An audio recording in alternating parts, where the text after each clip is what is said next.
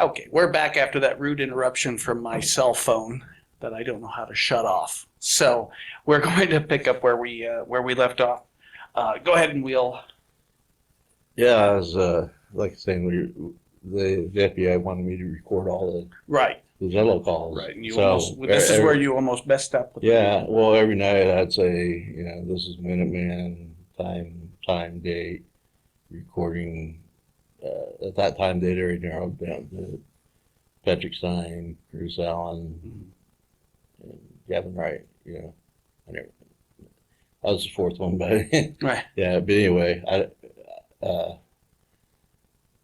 I'd do that every day, and then I'd push record, and then I'd turn on the Zello and check in. You check in. By then, you had a name, and you had like a name on Zello, and they had me put like Dangerous Dan again. I was like, Right. I don't like that. I was D Day. D&D. Right. D-Day, yeah, mine, and anyway, so it'd be like D-Day checking in, and they'd all say their names, Working Man, and whatever, checking in. But one night, I mean, I've been doing this for several months, and this part of my family, they heard they could do. There's no way they knew some stuff. My wife and my Mm-hmm. two kids, they were teenagers, my son and daughter. So they could pretty much. I couldn't keep it from them, and they have to just tell me. And just they're pretty smart kids. Yeah. They know not to go talking stuff. But anyway, I did this for a few months, and I did the reverse. I pushed record, and I was like, this is Minuteman recording Curtis Allen, and I was like, oh man, I did it in reverse. But one thing, Curtis Allen was always the last one to check in. Right. But then he's like, I went silent, and everything was silent. Curtis Allen was like, what the hell was that? And everybody was quiet, and I didn't say a word, and they were like, what was what? What the hell is Dan saying? And I was like, I didn't say anything. I was like, I was like, oh crap. Oh man. I blew everything. Right. They're gonna find I'm working with the FBI. I mean, I was ready to, I got my AR. I was ready to, back up and right. just, but so yeah. The funny thing was that Patrick Stein came to my rescue. He was like, "Well, you're getting senile. I didn't hear nothing." And everybody else was like, "Commander, what have you been drinking?" And then I pitched in. I was like, "Man, I was just joking around because I was signing in for you, checking in for you because you're always the last one to check in." And he was like, and everybody else was giving him a hard time about being paranoid. And I'm like, holy crap. Oh. And I called, right after that was over, I was like, I got signed out early, and I gave that to the FBI that night. They sent it to like Quantico and had them analyze it.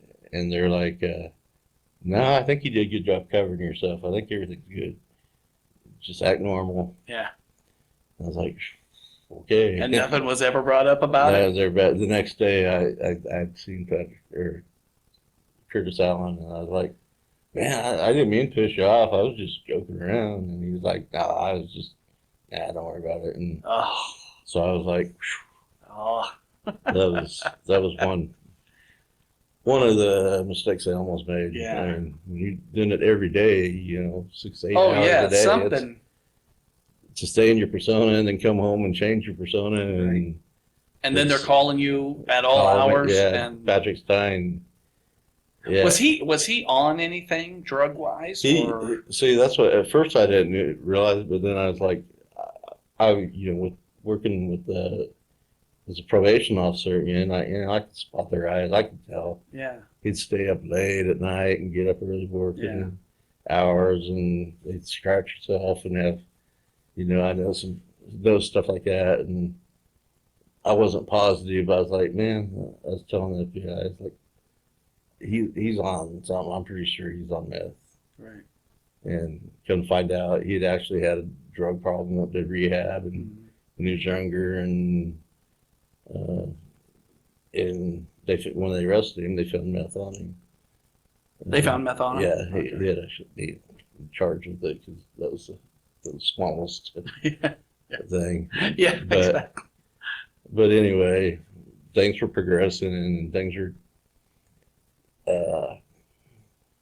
So are you guys still on a militia, 20 of you, 20 as a group, or are we coming to just the four of No, you? we're right at this time. We're still a militia group, and then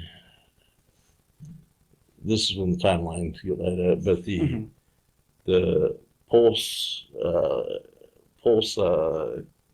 nightclub in Orlando, Florida, Yeah, where the guy went in and took an AR and killed like 55 people, and he did it in the name of ISIS. Or no, well, I don't know if it was ISIS or ISIS are not Muslim or not Yeah. Muslim. That's where they were all messed around. right. Well, maybe some of them. Might have I not mean, been ISIS, but it might have been Allah or Yeah, something. yeah. He gave it credit Yeah. to basically the Muslims. Yeah. You know. Yeah. Yeah. Yeah, because that's what he was yelling. That's what he was Yes. yelling. Yes. Yes. That's what it is. Allah And- Akbar is what he Yes. said. Yeah. So- Exactly. That's what it was. And that was a gay nightclub. Yeah. And I thought, oh, these guys ain't. I paid close attention to news. I was like a news junkie too. Anyway, but I seen that and I was like, I wonder if they'll say anything since they're gay or. Yeah. But they didn't. It didn't matter that they're gay. They were. I mean, I was pissed too. Sure. They're killing all these Americans and everybody's pissed. And all that night, everybody, and they've been saying, we need to do something. We need, for months, we need to do something. But it was just talk. Yeah.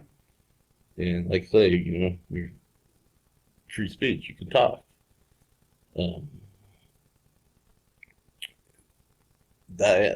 That changed things.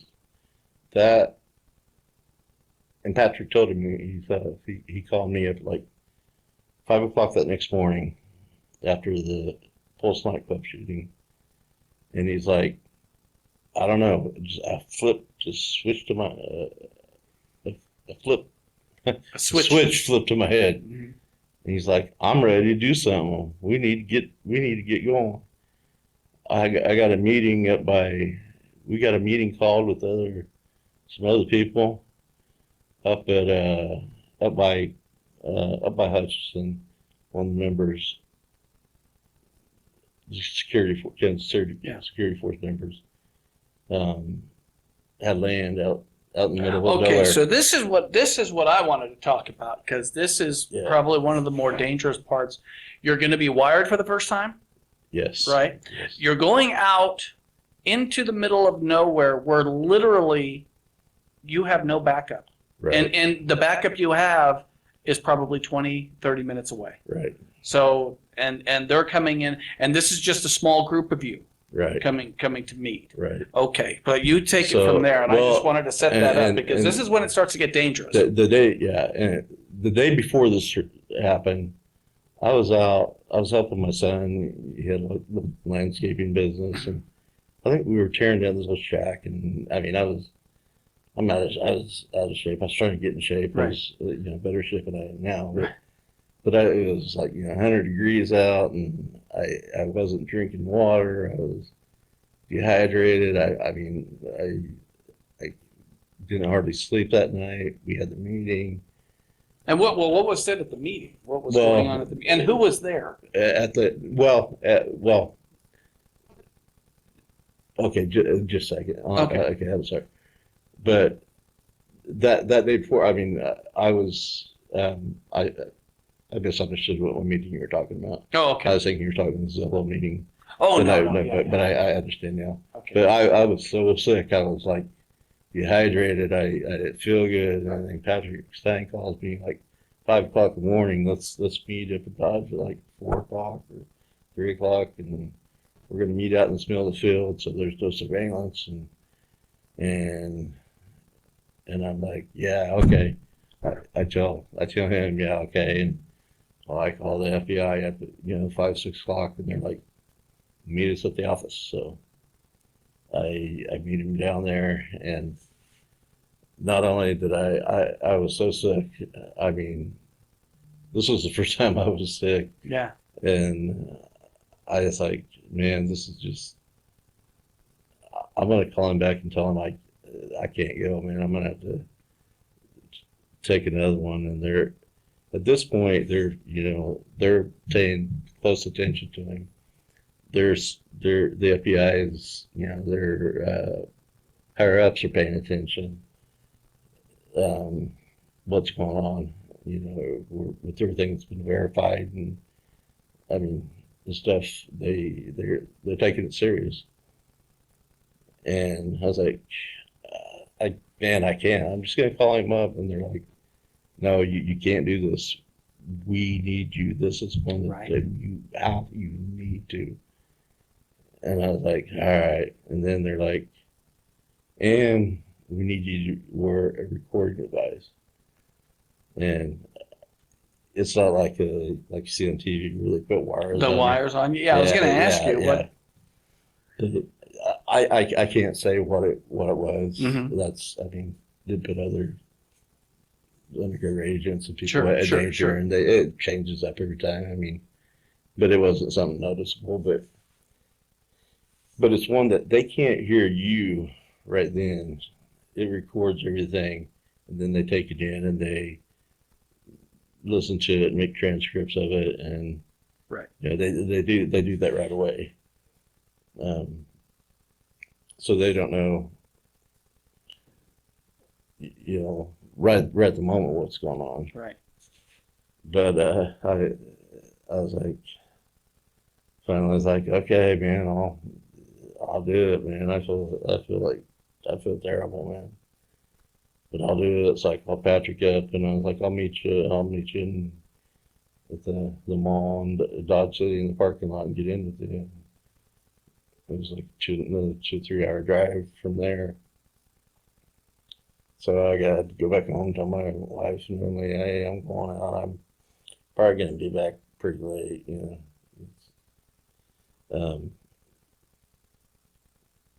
So I start, the first thing it was a bad day. I knew it was going to be a bad day. When I went home, I started looking for my wallet. I couldn't find my wallet. I'm like, I had my gas money in it. I couldn't, everything. I'm like, man, the FBI is going to think I'm just making up excuses. It's like, man, I called them up, and I was like, maybe it fell out of my truck. I was at their place and at the FBI office, and they went out, and my wallet was there. So I'm like, all right, well, at least they don't think I'm. Right. So I'm trying to. Yeah, they're trying to get out of it. this, which they won. They didn't anyway. It was just Yeah. Self doubt and whatever, because I felt so bad physically. Felt so bad. Right. And so I go, and they give me the recording device, and do's and don'ts on about it and everything, and so I start off to Dodge City. Mm-hmm. I get to the airport. Pump, pump, pump, pump, pump, pump, pump. My motor blows up. It ended up throwing a rod. Mm-hmm. I'm like, how can anything get? I was like, this is a sign, man. I'm going back home. Right. I was going, well, I know all this stuff. I'm sick. In my head, I was thinking that, but then I called Amy. She was following me, Mm-hmm. and the highway patrol pulled up right behind me, and he gets out to see if I'm need any help or anything. And Amy pulls up behind him, not telling him she's the FBI All or right, anything, right, just right. like, oh yeah, this is my friend. I came to help him. I'm gonna give him a ride. We're gonna get rid of pull the truck back to the airport and whatever. And then they called somebody and pulled it back up there. And so I'm still going. Right. I've tried to You get still out three, gotta four go. times, but I didn't even try things. It was like God, I thought it was like God telling me, don't go, don't Right, go, don't don't go, go. man. And I was ready to listen to him. But I was like, finally, I was like, all this cool air, the air conditioner on me, and I was like, and like I had a thing, something got me in a Gatorade, Hmm. but I'd only took a couple drinks out of it, and I forgot it in Amy's car. I left. I, I called Patrick Stein, told him, I'm just gonna be a little bit late, and uh, uh, Robin was already up there and had eyes on him and Hmm. verified that he was there and everything by himself and everything. So they dropped me off at the. I was like, I got family members gonna give me a ride up there, and I'll meet you at the mall. Just hold tight, man. And they dropped me off on one side of the mall, and I'm dragging, and I mean it's not a very big mall, but So the FBI dropped you off? yeah, Amy Okay. did. Amy did. So Amy did, but she okay. dropped me off It's out of sight. out of sight, and Robin was making sure that it was on the inside where he couldn't see. He Right. could see me, and I'd just get out and casually walk into the mall. And, I mean, there ain't much in there. Yeah. Anyway, and I drive, but I'm still dragging. It was a long walk for me, and walk in there and walk across the parking lot and get in with Patrick. And he's like, man, I was telling him what's happening. He's like, damn, you're having a bad day, And I'm like, yeah. And he takes off, and it looks like it's like 110 degrees, 105, something like that. He has this diesel truck, no air conditioning. The windows rolled down, this hot air coming on me. I'm like, man, can you stop and I need something to drink? And he's like, we're taking back roads, man. There ain't nothing.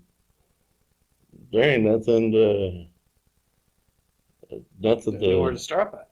yeah. And so I was like, I didn't want to keep, whining. So I was like, I don't need water, man. I just need a damn beer. He's like, oh yeah, heck yeah, we might need to get one or something like that. And uh, anyway, I was just laying back and I was checking him out. He carried his AR and his night stuff, and he basically practically lived in his truck. I mean, he was in there all the time. And he was talking on the phone with the headset. It was so loud. I mean, you couldn't hardly hear each other talk. My phone charger quit working. My phone was almost dead. He let me use his, and it took 2 hours, and it charged up to like 18%. I mean, the phone was shot. That's another story. I mean, the phone, getting another phone. But anyway, I was like, oh crap, I ain't gonna have no phone, call anybody, because they ain't charging up. Right. So anyway, it's charged up to like 18% literally in 2 hours. And he talks a little bit, but he's talking to other people. I don't even know who he's talking to. The FBI had asked me what he's talking to. And I was like, I have no idea. Because it was hard to hear on the recording because of all the wind. Yeah. So anyway, it's almost nighttime when we finally get up there. And they give us a GPS coordinates. And this guy has like a 3,000 acre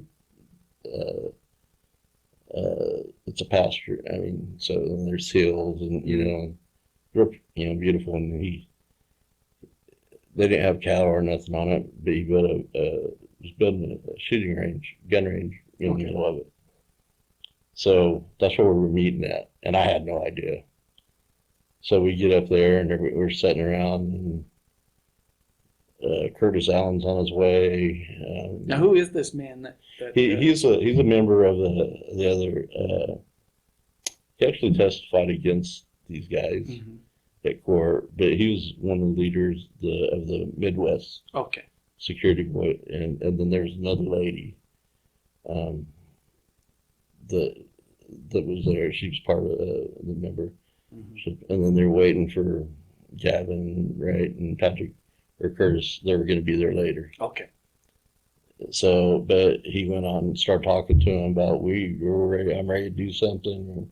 We need to go kill him, and they're like, "Man, you're gonna get caught. You're gonna," he had all kinds of ways to do it. Yeah. And You're talking about Patrick. Patrick, yeah, and they're like, "You'll get caught. You might kill 10 of them, but you'll go caught and go to prison. Send everybody else to prison."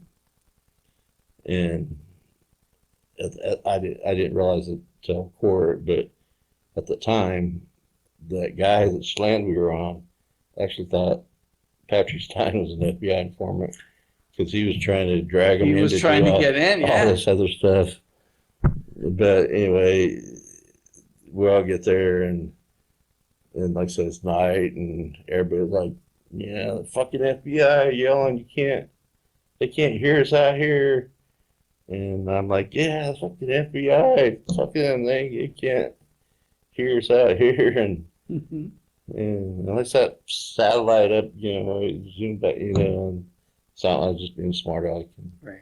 like them, and just follow on their thing. But anyway, I don't know how much time I lost track of time. It wasn't very much.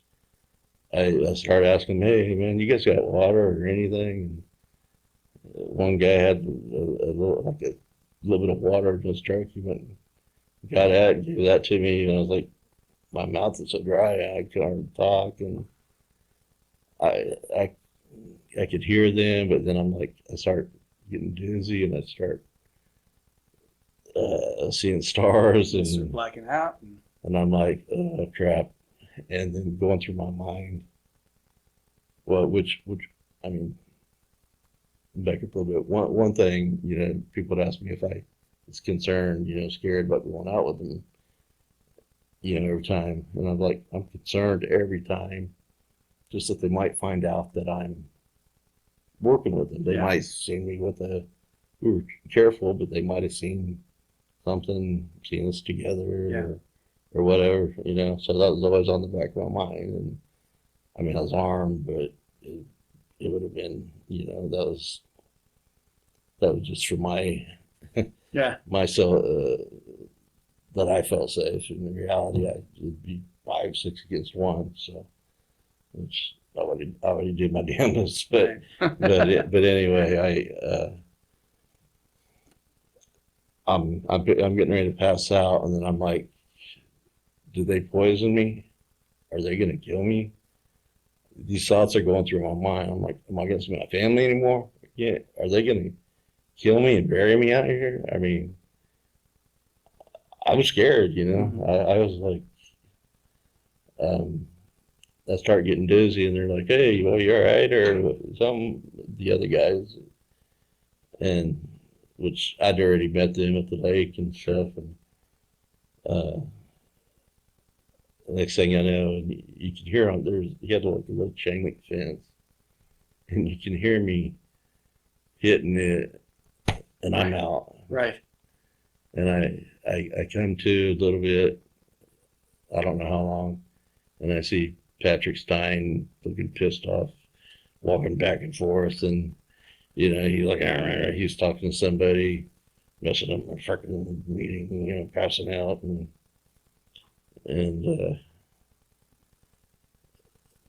the guy at land, his sister was a nurse, and he went and had her come out there because they didn't know what happened to me. They didn't know. I didn't tell them I was dehydrated and all this, and she took a look at me and was like, "You need to call the ambulance. These organs can start shutting down. Uh, and so they call it the ambulance drove out in the middle. Really? Yeah, and like here, most of the time, this was a real small town, Right. and usually like a sheriff or a police will follow with the ambulance, and that's what they were worried about. But it was just the ambulance came out and they hooked me up to Fast Trip IV, and I was like, by the time we got to the hospital, I was feeling good, and they put a couple IVs in me, and I was just dehydrated. Right. But then, well, once I got in the ambulance, I started checking. I got my gun, I got the recording device. Did they take it? Did they find out? Before I was actually came to enough to think. So I was like, I hope so. Otherwise I might as well keep on going Right. and going back. And but I checked. I had the recording device. I mean, they could have went through my pockets. Sure. And I don't know if they would have figured out what the recording device is, but um, they, they might have. But I thought I didn't know, Yeah. And anyway, I started feeling, and it was getting late by that time, Mhm. and they took me to Hutchinson Hospital, the ER, and so, well, the ambulance driver said, "What are you guys doing out there this time of night?" I'm like, "Oh, we're just building I'm good at improvising, man." Right. They're like, "We're just building a gun range." I'm like, "Oh, really?" And then I'm like, "Oh crap! I got my gun in me in the Right. ambulance." Hopefully they don't try to. So we get in the hospital, and sure enough, they try. But I'm able to somehow keep the gun and my recording device without them finding it, and I'm perky, I'm fine, Yeah. and they did some X-rays on me, ran some tests to see if I was wanting to see if I'd been, I was like, blood test, and part of me was like, wonder if I was drugged or something, maybe they, but the everything came back normal. I was just, Right. they gave me more IVs and fluid, and gave me a little something to eat, and I was feeling great, but it'd been, I was just checked in several hours before, and so Amy and Robin, they were getting pretty concerned. They were in Garden, Mhm. and because that's just right back with Patrick, and then they were going to meet me in Dodge Right. or whatever, and they were getting pretty concerned. They were calling me, and I couldn't answer. Right. They didn't want to call it when I was meeting with them, and I didn't know that there was some other FBI from agents from. They had a general idea, but not Not exactly. within 20 miles. They couldn't have people set up, even if they knew it would have gave them away. Yeah. So anyway, I call and I like, hey, guess where I'm at? The hospital, and they're like, what? And they're freaking out, and Amy's like, do you have everything? And I'm like, yeah, I got everything. And she goes, no, do you have everything? Everything. Yeah. My gun and the recording device, and I'm like, yeah, I got everything. And they're like, you can tell the relief. Are you okay? What's that? I was like, yeah. Well, let me talk to the doctor. And they talked to the doctor or the nurse, or I don't remember which. Anyway, they're like, we'll be right up there to get you. Oh well, one of the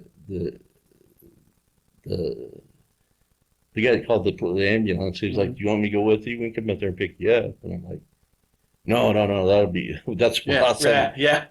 I couldn't, that'd be just another whole nother, I wasn't up to improvising it.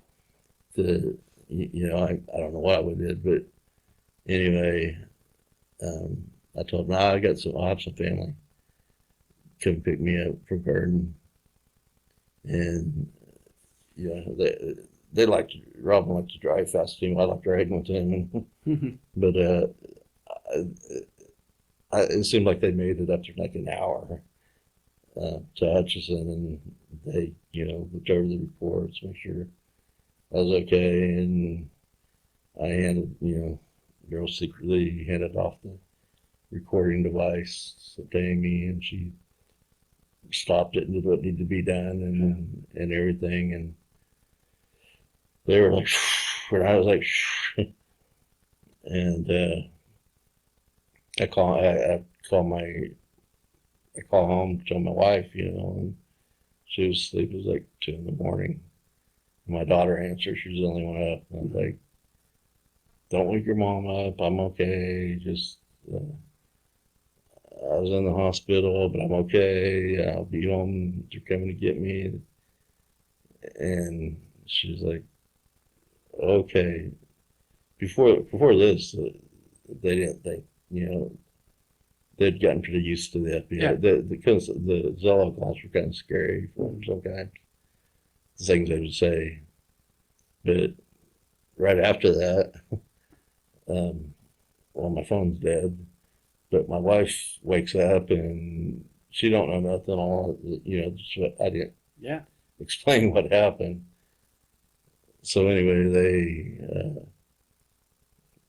they come and get me, and then it's cooled off, and they stop and give me Gatorade again to drink, and they're taking notes and find out what happens if I was okay, and they made sure I didn't have, they were looking at the blood there that I didn't, they didn't try to drug me Yeah. or Right. The anything, and toxicology report. yeah, and oh man, it was cool air. I was like, it felt so good, just rolled down the windows, and I was able. Amy rode the back seat, was writing in the dark somehow and Right. taking everything down I said then, but we still didn't know if the recording device. And this was a real pivotal point in the investigation. Yeah. This is when they decided to take action. You can talk about it, but if you can't, he started recruiting people. At that point, they'd committed a crime. Right. So the next day, they came to pick me up, and because I didn't have a vehicle. My other vehicle was Who came to pick you up? FBI. FBI. Okay.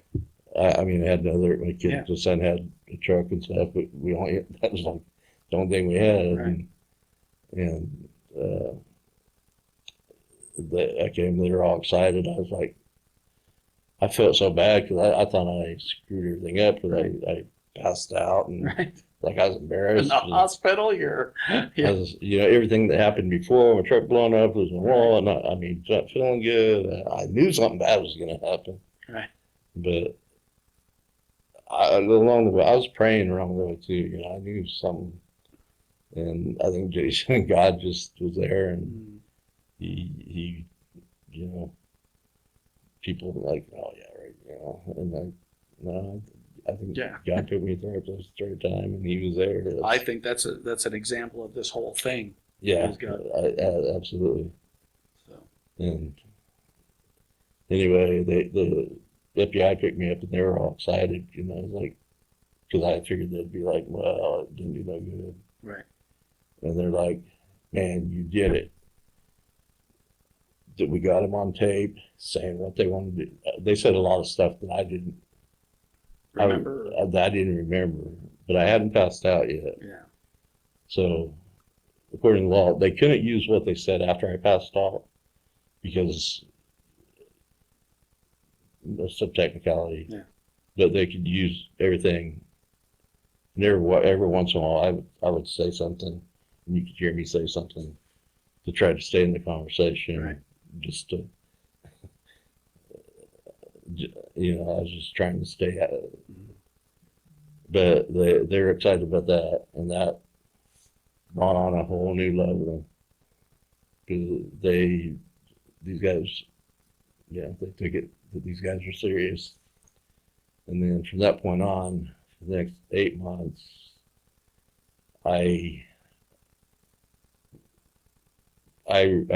recorded hundreds and hundreds of hours every time, the one time I did it, 'cause it was malfunctioning. Malfunctioning. Yeah, and they said, you know, you could, the way it was, if it malfunctioned the wrong way, it could have brought some suspicion. Yeah. And at first I was like, nah, I don't care. But then I was like, no, I don't want to do this. I don't want to. And they started having recruiting meetings to recruit other members of the militia. And this is where things get, it's kind of sad, but they, you know, they would, you know, out in the country by lake, and that was the militia's bug out point. Mm-hmm. The couple that lived out there that lived out in the country, and they had, you know, places to go and, you know, shoot, and they kept their supplies out there. And so we went over to the, actually they set up a booth, a militia booth at the Kearney County Fair. Mhm. And because, you know, militias ain't, Yeah. and Not illegal. and you know, there are people, you know, running for sheriff. I knew the guy was running for sheriff over there. And there's several politicians, John Dahl and Yeah. Russ Jennings, and which they used to work for it with Russ Jennings, and they were over there, and I was like ducking down, so they went All right. see me in Right. because we had a militia shirts on, and it was a militia booth, and I'm just kind of ducking down, so I didn't want to explain, or like them coming home and they're like, And- what? Yeah. What are you doing here? Yeah. You know. But anyway, after that, that's the next kind of. Curtis Allen said he wanted to meet me and Patrick after the fair thing was over. So people were leaving, and we pulled up in the. Well, we had to go up to park out in the field, but everybody walk, but everybody was leaving, so we pulled our trucks up there. Curtis Allen had brought his girlfriend. That's a whole nother story. I think we'll cover that too, because that almost she's psycho. She Yeah. was stalking me, and afterwards, really. yeah. Okay, we'll and cover that too. She almost blew the trial. She testified against him, but anyway, she was sitting in the vehicle, and she had her windows up so she couldn't hear, but Curtis wanted to talk to me and Patrick about something. I didn't know what it was, so and Patrick was on the phone, and we were all standing in front of his truck, leaning on the hood, and Patrick was on the phone. I always knew Curtis, you know, he was real, you know, he was in the military. He'd been in Iraq. We found out he didn't do any combat. But he always said he'd get combat and talk about how many people he killed. And, you know, most people I knew that killed people didn't really brag about it. Yeah. So I never, but I knew, I could tell that Curtis Allen, especially at the phone incident where, you know, I almost gave him away, but he never quite trusted me. Mhm. And I mean, enough to let me go on, you know, but there's like something, you know, you could tell something, some kind of intuition. And it probably stemmed from that Yeah. phone call. Well, yeah, that, and even before that, Mhm. just a little bit. Yeah. I mean, I was still, you know, like my work. I did connections with other militias, and still, you know, and so he still trusted me, but there's still, I knew he didn't. Doubt. So we're sitting around there, and it's getting night, and all of a sudden, there's a few more things that happen, but this is the big thing. He's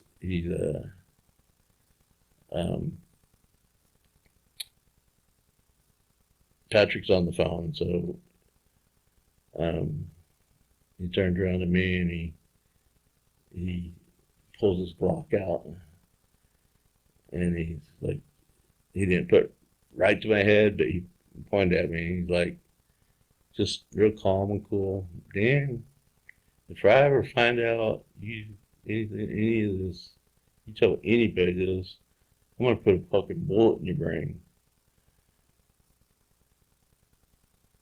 And and uh, and then he put his gun back away, and I'm like, I just seen red. I was like, motherfucker, I'll take you out right now. Right. I mean, this wasn't part of my. I was telling George Stephanopoulos, and I go, motherfucker, if I find out you ever fucking let anything out, I'm gonna put a bullet in your fucking head and your girlfriend's head. Is that what you said? Yeah. Oh, beautiful. I don't know why it said his girlfriend. Yeah. But Yeah. but he was just like in Patrick's Steins over there, yeah, let's get it, clapping us on. And I mean, I was pissed. I was like, part of me, I was like, you got there in my life again. Do I need to going through my mind, Yeah. do I need to do something right now? Or do I need to, is he gonna, if I turn around, is he gonna pull a gun out again? Is he gonna, and I mean, that's, I guess you have to, You kind of had to out crazy him. yeah, but I wasn't playing. Right. I mean, and when I tell this, yeah, it didn't make it on the informant, but Mhm. he goes, and that was just part of your persona. You're just playing, right? I was like, no, I was No. serious. And he's like, oh, and I was like, and I wasn't expected to tell him that. Right. George stepped out. It just kind of triggered something again. But yeah, that kind of that was another moment when I was like. But then we went back to one of the lake, out in the country lake, and they had like 3 or 4 people there for the militia, and Patrick was trying to recruit these guys, and they were like to come in. We're going to do something. We're going to go kill Muslims. They didn't know if they were going to a bomb. They talked about a bomb, or they didn't know where, or go shooting them. They hadn't decided on exactly how yet. They just wanted to know who was with them and who was against them. And surprisingly, the people, well, they didn't ask everybody, just everyone, probably about 6 people that they thought might want to, and that they could trust. And these other people were like, no, we're offensive, we're militia. We're not going to do this. We're not going to go start. If they come and ask, yeah, we'll shoot back. And I'm like, yeah, all right, that's good. Yeah. And they had 2 of these meetings like this, 2 different nights, and they both said no. And but they knew something was going on. They knew. Like I mean, I would even pitch in and like, man, you got to do something. You got to take it over. Or I just to let them know I was there. You know, and but they did nothing to tell the FBI, the police, The other people didn't. yeah, the ones that say were anything. recruited and knew. They did nothing, and I was like, I can't believe this. That people did nothing. I mean, they knew it was going to happen. I mean, yeah, they probably would have. Patrick kind of pretty semi scared him, and they were scared. Yeah. It wasn't, but still, to me, I would have, screw it, I'm gonna go, Yeah. something like that. I mean, Yeah. I grew up, you don't snitch, my brothers, snitches end up in ditches, and Yeah. I would have got beat up if I would have snitched on one of my, my brothers. But Yeah. it's totally different, man. This ain't snitching, this is trying to save lives. Yeah. And that's what a lot of people still don't understand. I think that is some name snitch or whatever. Right. But yeah, and that's when started getting more organized, and Gavin Wright, he had the office in his trailer house, volunteered it to have our meetings. What did he run? He ran a It was a like mobile home. yeah, it was him and his brother. They own the D&H here in Bird City, Right. Okay. and they set up just a small. They called it G&G for but it was just a real small one. I mean, I don't even think he even sold. Right. Sold. All right. Well, let's go ahead and take a break right here, and we'll get into the four of you and the home stretch of what is Okay. going on here. So we'll take a little break, Okay. and we'll be back in just a moment.